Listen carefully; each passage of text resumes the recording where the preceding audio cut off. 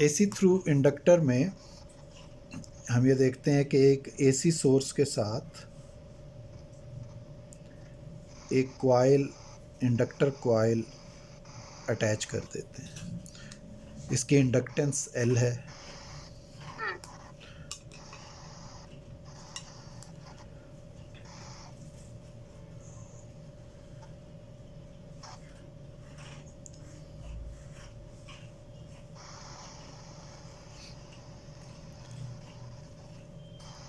Phasor diagram के ऊपर जब हम जाके देखते हैं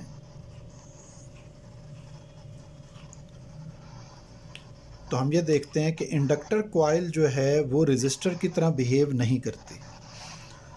इंडक्टर कॉइल क्या करती है कि सेल्फ इंड्यूस्ड ईएमएफ बनाने लग जाती है। ये आने वाले जो वोल्टेज जो इसके अक्रॉस अप्लाई की है उसको ये ब्लॉक करती है, रोकती है, अपोज करती है, और अपनी जो इसकी अपनी बनने वाली मैग्नेटिक फील्ड है वो आने वाले जो वोल्टेज है उसके अगेंस्ट, उसके ऑपोजिट पोलैरिटी में क्या करती है, सेल्फ इंड्यूस्ड ईएमएफ बना देती है। और हमें पता है कि वो self induced EMF E equals to L del I by del T के फार्मूले से लिखी जाएगी। ये हम पीछे पढ़ के आ रहे हैं।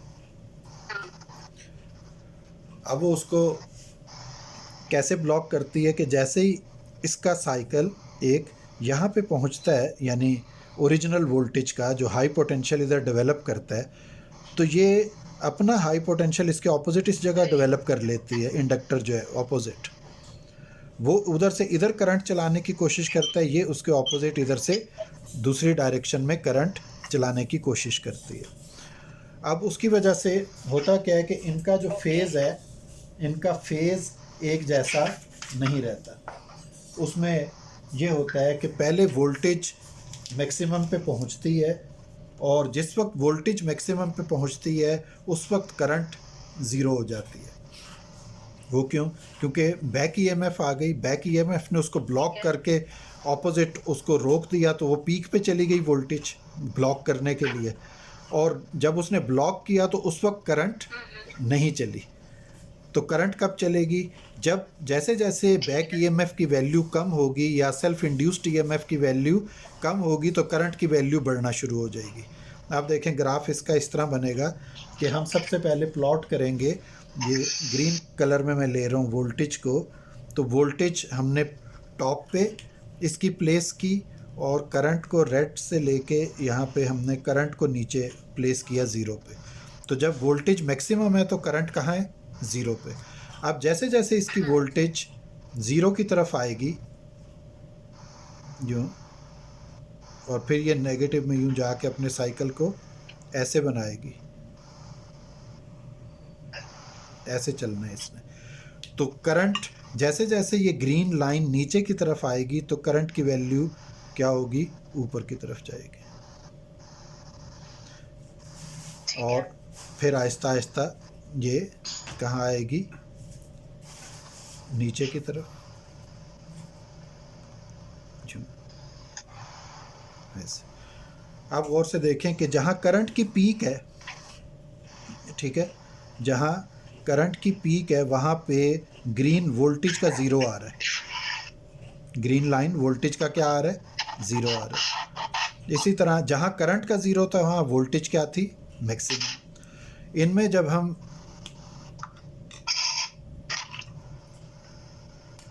एंगल देखते हैं तो वोल्टेज अगर पहले से ही 90 डिग्री पे थी तो करंट ज़ीरो पे थी। जब वोल्टेज आगे की तरफ ज़ीरो पे आई तो ये कहाँ चली गई? 90 पे। तो इट मीन्स कि इनके दरमियान कंटिन्यूसली फेज़ डिफरेंस है 90 डिग्री का। तो जब भी एसी पास करती है इंडक्टर से तो उसमें वोल्टेज और करंट के अंदर दरमियान में कंटिन्यूसली एक फेज़ डिफरेंस मेंटेन हो जाता है, और वो फेज़ डिफरेंस होता है 90 डिग्री का। अब इसको हम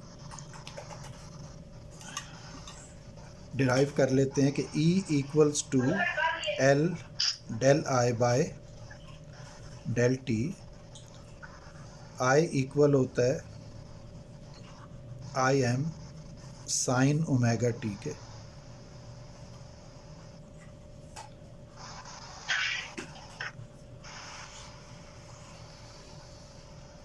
L I M del by del T या डी बाय डी टी, ये डिफरेंशियल इक्वेशन बन रही है उसी तरह जैसे पहले बनी थी, साइन ऑफ ओमेगा टी, जिसका आंसर आएगा डिफरेंशिएट करने के बाद ओमेगा कॉस ओमेगा टी।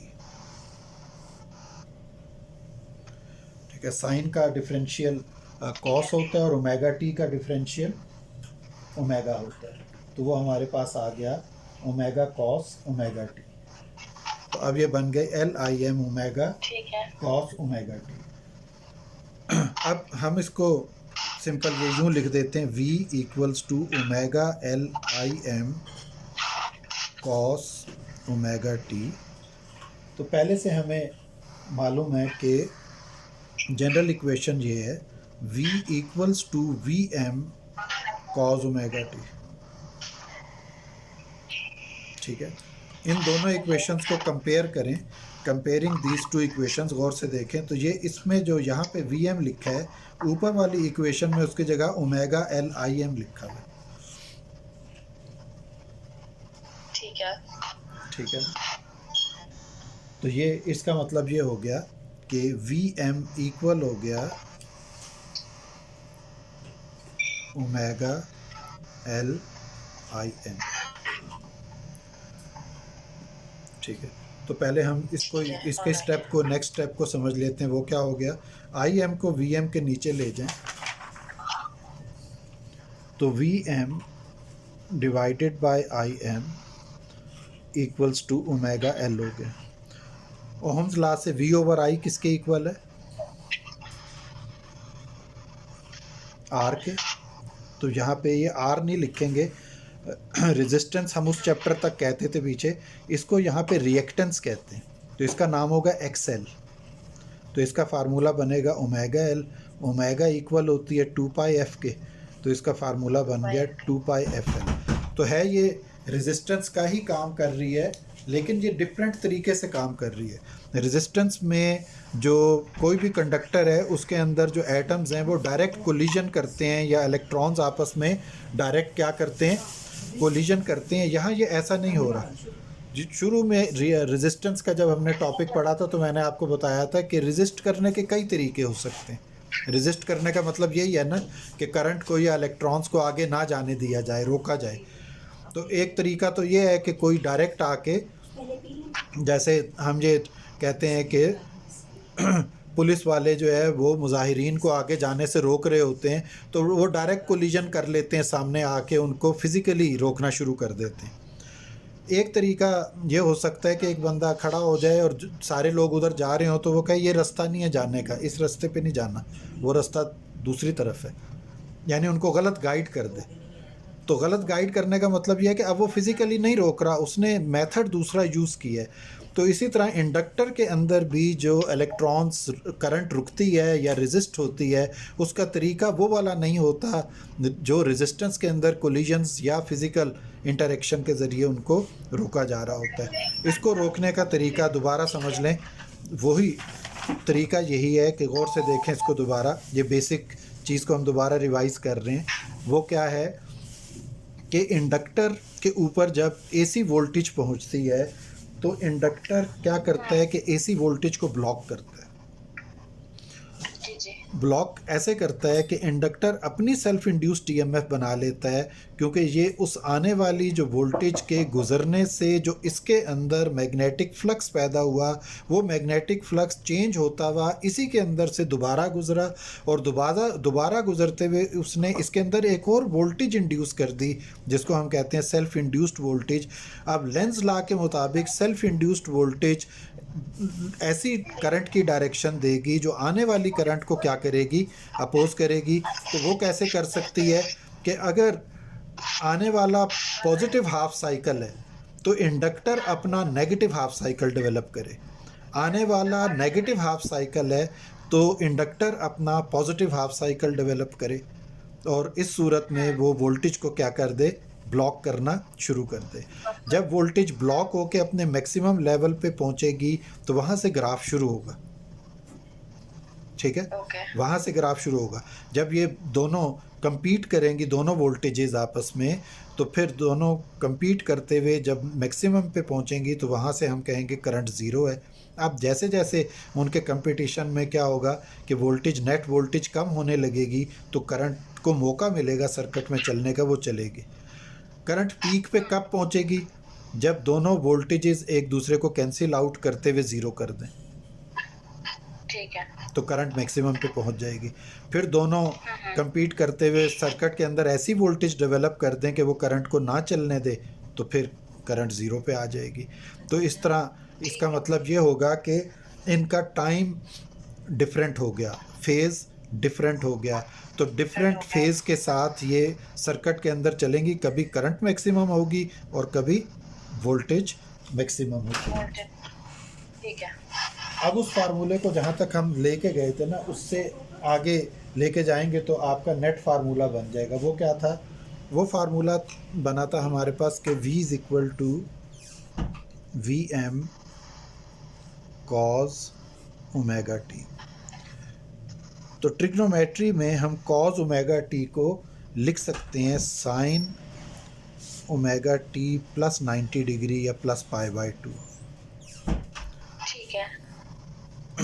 वो एक फार्मूला है साइन अल्फ़ा प्लस बीटा, वो याद होना चाहिए ट्रिग्नोमेट्री में। Sine alpha cos beta plus cos alpha sine beta. तो इसको जब आप ओपन करें तो ये दोबारा कॉस बनेगा। देखें, इसको मैं फार्मूला ओपन करने लगा हूँ।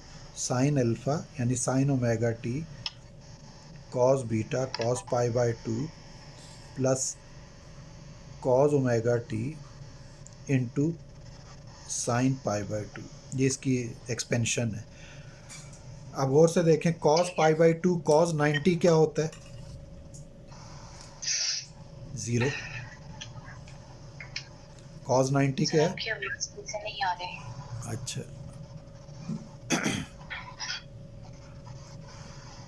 अदीना, अदीना पानी देना, चाय बनाई है? सिको पहले पानी दे। रुखसाना ने अपनी बेटी का अभी देखें, आवाज़ ठीक आ रही? जी सर, अब सही आ रही है।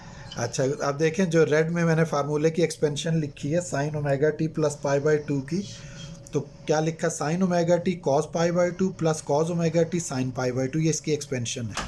जैसे sine square theta plus cos square theta is equal to 1, ये एक फार्मूला है ना ट्रिग्नोमेट्री का। अब इसको जब हमने एक्सपेंड किया तो cos π/2 cos 90 है ना, π/2 90 को कहते हैं, तो cos 90 ज़ीरो होता है, ठीक है। और साइन ओमेगा टी के साथ जब ये ज़ीरो मल्टीप्लाई होगा तो ये साइड क्या हो जाएगी? ज़ीरो, ज़ीरो हो जाएगी, ठीक है। Plus cos omega T into sine π/2, sine π/2 1 होता है, तो cos omega T multiply by 1 cos omega T, तो इसका final answer cos omega T आया। तो हमने cos ओमेगा टी की जगह क्या लिख दिया? Sine omega T plus π/2। पिछले पेज पे जाएं बुक में तो वहाँ लिखा है I is equal to I M, formula लिखा हुआ है ना, I is equal to I M sine of omega T. अब दोनों के फार्मूले आ गए, वोल्टेज का ये फार्मूला और करंट का। दोनों में क्या फ़र्क है इन दोनों फार्मूलों में?